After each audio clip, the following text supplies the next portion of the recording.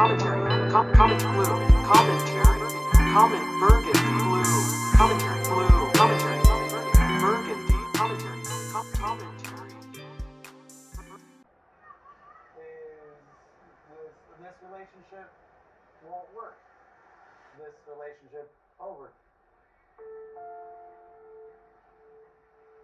You are telling me if you don't move to California, this relationship fails. The first thing. Oh, well, damn. Good morning. So you mean to tell me, first of all, I hope all is well with you and yours. You guys, this should not be 90 Day Fiance. This should be 90 Days in Anxiety, okay? We're talking about Love in Paradise, a 90-day story. You guys, so you mean to tell me Mark's gonna tell Kay, either you move here or it's over. Let me tell you something, Mark. Let me tell you something about yourself, okay?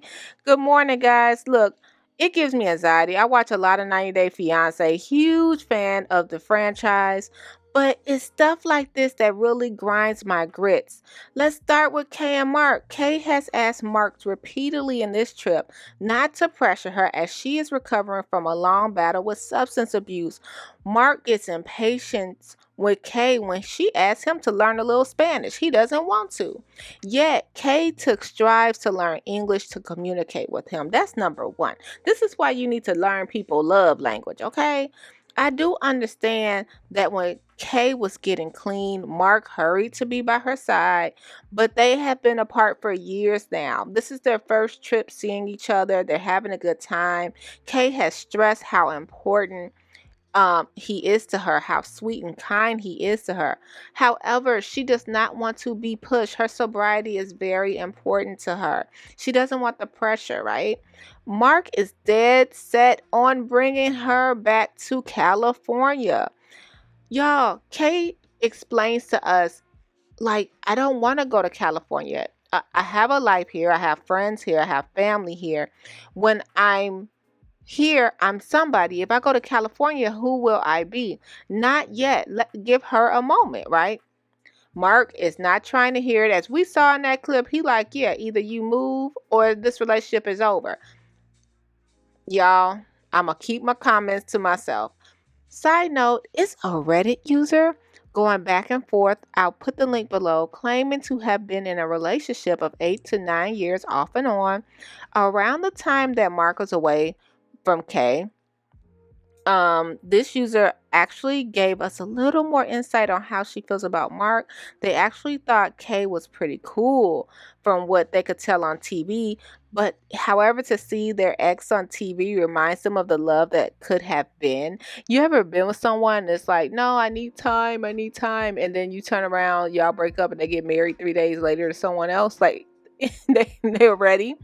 It seems like a juicy story, especially when the Redditor said that they thought about possibly going to YouTube and doing their own pillow talk, like a reaction to the relationship, because they feel like it may be therapeutic, because they were just shocked to see Mark on there, right?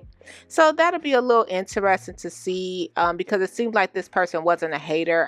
Like I said, I'll link it below. It was just like, man, my ex is on this show and ready to move on, and I couldn't even get him to bring in a carton of milk. Okay, so yeah, there we have it with Mark and Kay. I hope he stops pressing her, because I do know that he did move to be with her at one point, and they left Boca and I believe went to Argentina, and he knew no Spanish, and that was one of the breaking points for the relationship, when everyone around them was able to speak her native tongue and he did not know. Learn it, Mark. This is the love of your life. Take some strides. You know what I mean? That's just my opinion. Okay, y'all. Now we're over here in the islands. We're over here, I think it's the Virgin Islands. We have Martine and Steven. And that's Barbados. Martine and Steven. So Martine did the cardinal sin, which not supposed to do. She went through Steven's phone a while back, and she found out he was cheating on her. Now, Martine lives over in Miami, and Steven is on the island. and he's a DJ, you know what I mean? So she met him as a party person, a DJ. And last week was a little stressful. Like I said, this should be 90 days in anxiety, because Martine couldn't even get off the plane good enough from episode 1. Like, you gonna marry me? Where's my ring? What's going on? We need a commitment. Last week she was out there with Steven, her baby, her man, and his daughter, who's 6 years old. She stole the show. She's so cute. And she even had the daughter like repeating back to her dad, like she was whispering in her daughter's ear, tell your dad I need a big fat ring. Tell your dad we should move in together. And just it was getting on Steven's nerves. So this week, and also Steven got to virtually meet Martine's parents, and Martine let us know that this is the first time she introduced anyone to her father, which is a big deal. So now they're going to Steven's house and meet his parents. So it's a lot of meeting of the parents, a lot of joining the communities and making sure that, everyone sees everyone. So Steven is on the right track, but we have to remember that Steven is here with a 6-year-old daughter in Barbados, and Martine has her life in Miami. And she, even though she's willing to move, it's like you're still gonna have a boyfriend that's a DJ. You're still gonna have a boyfriend that's that fine. You're still gonna have the flirts, and then on top of that, you're gonna be in a new place, a new environment. So are you ready for that? And we do know that Steven just can't drop everything and go to Miami, because he has his daughter. He's co-parenting with her mom, and he can't leave his baby. So it's so stressful, y'all. Oh my goodness. So they're at dinner, and Steven's family is drilling them both about relationships and what's the next level, and is marriage on the table. And Steven is just silent, and Martine is just like, man, like, you should be answering these questions. Why am I answering these questions? I just hope Martine know that a ring on her finger won't solve all the problems. She definitely said that she has her her tin foil is tingling when she thinks that something's just not right with Steven. Something's just not right. You guys, even Steven's mom pulled her to the side, like on a woman to woman. She wasn't throwing no shade on her son or nothing like that. She was like, this is what you're going to have to do as a grown woman, though. You're going to have to figure it out. You have to figure out what's right for you. And if y'all want this relationship, this is how it has to go. So we shall see where this goes. Next week, spoiler alert, it looks like Martine might go through Steven's phone again. Like, y'all, have you went through your significant other phone before? Don't do it.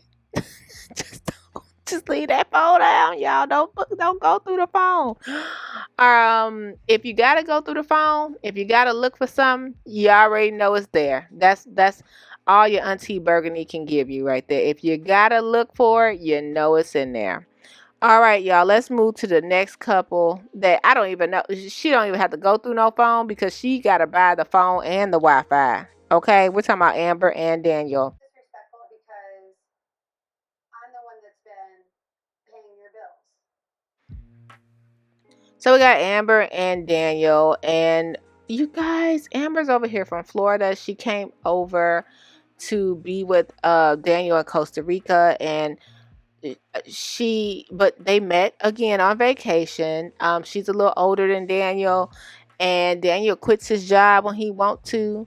He works when he want to. He does what Daniel want. Okay, and what does Amber do? Just cry all the time, because she wants him to be what she wants him to be. She has not realized that she met a 23-year-old over here on the island who's just living his best life, and you're his sugar mama. I'm sorry, it is what it is. I'm not saying that Daniel doesn't care about her, but girl, you are a sugar mama. Like, if someone told me you got to pay the Wi-Fi, or suggested that I have to pay the Wi-Fi to talk to them, guess what? Or buy you a phone, you better get 2 cans and some string. You better write me a letter. We're going to be pen pals, because I'm not paying your bills to talk to you. All right, y'all. And this is why.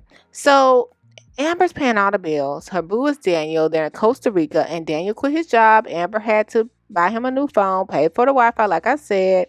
She goes down there. They are engaged. She is paying for all the K1 visa filings. Daniel won't even. He has not finished any of the required paperwork, but he has already planned on bringing his family with him to live in the U.S.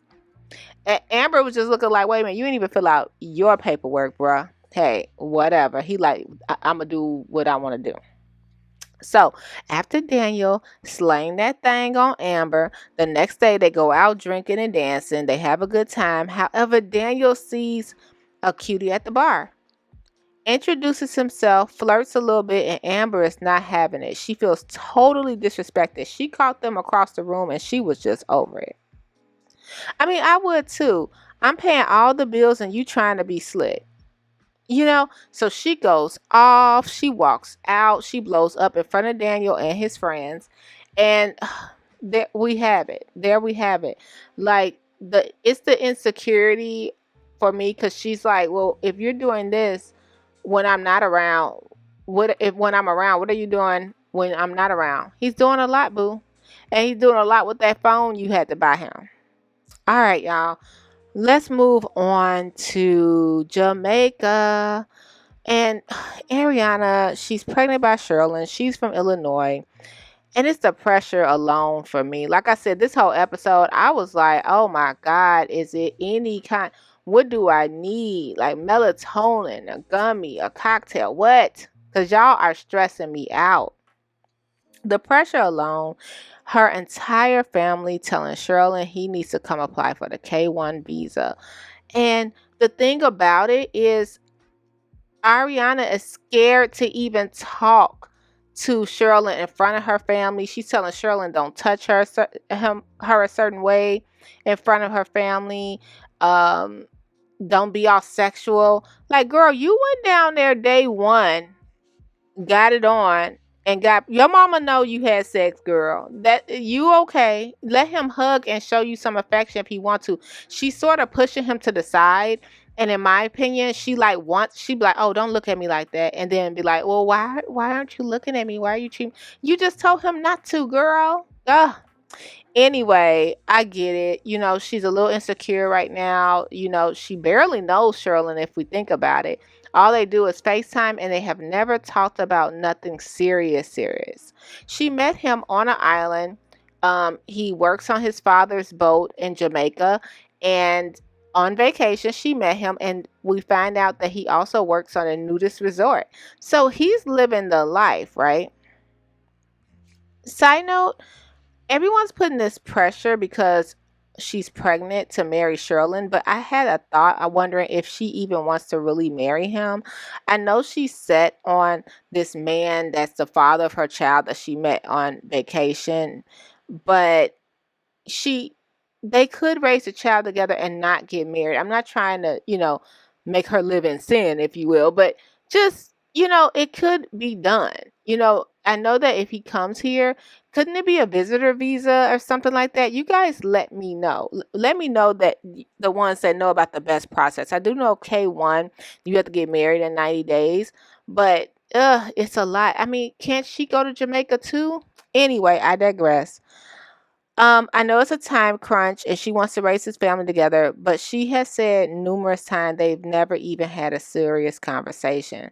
They basically did the boom boom, got pregnant, had the baby. Spoiler alert, the baby is here. But it hasn't been a relationship. Even Sherlyn mentioned they don't have the trust there yet to get married, and he takes marriage seriously. I'm just gonna pause that there. Y'all gotta start taking. I'm gonna say it. Start taking other things seriously too. Coulda, woulda, shoulda. But you met someone just fresh off a Spirit airline flight, coming down there to Jamaica, and you just boop stick your hot dog in there. Come on now. All right. So this is what did piss me off a little bit. So they're taking a ride to go see to see an immigration attorney. And Sherlyn is telling Ariana, like, hey, you know what? My friend, first of all, he was explaining to us that his part of Jamaica is mostly 90% tourism. They depend on tourism for income. But because of the Ponderosa happening right now, he can't, make the money, and a lot of people aren't making money. And Shirley even explained to us it was days he didn't even know if he was going to eat that day. That's how bad it got because tourism had came to a halt because of the C-19 going around. So he brings up his friend, like, yeah, and what my friend, his lights got cut off. He couldn't pay his bill, so I'm hoping to help him a little bit. What? What? You better be over here packing up baby clothes, bottles, whatever we need. You better get it together. The Jamaican flag, shout out to Jamaica at the Olympics, right? You better be packing all that up and sending that home for the baby, formula, whatever. And you talking about your friend's lights got cut off? I felt her on that one. She just turned around and was like, he's like, oh, I got to get up out of here. You're not listening. No, I don't want to hear about your friend's lights. I empathize, I sympathize, but right now I got a baby growing inside of me that is yourn, okay? So y'all, there we have it. Let me know what do you think about this 90-day fiance love in paradise. What do you think about just going over there to any country, going over finding love, and then just expecting the person to drop everything for you? Like, what kind? Even when it comes to Kay and Mark, I'm like, what kind of deal is he gonna give her to just stop? You know what I mean? If Sherlin come to nowhere, Illinois, what is he going to do? What is he going to do? He stays on the beach and put lotion on naked people, and he runs a boat company with his dad. It's none of that up here. Well, it might be some naked resorts, but anyway, y'all, let me know your thoughts. Until next time, don't forget to like, comment, subscribe. But until next time, take care of yourself and each other. Bye. Commentary blue. Commentary burgundy. Burgundy. Commentary. Comment blue. Commentary. Comment burgundy blue. Commentary.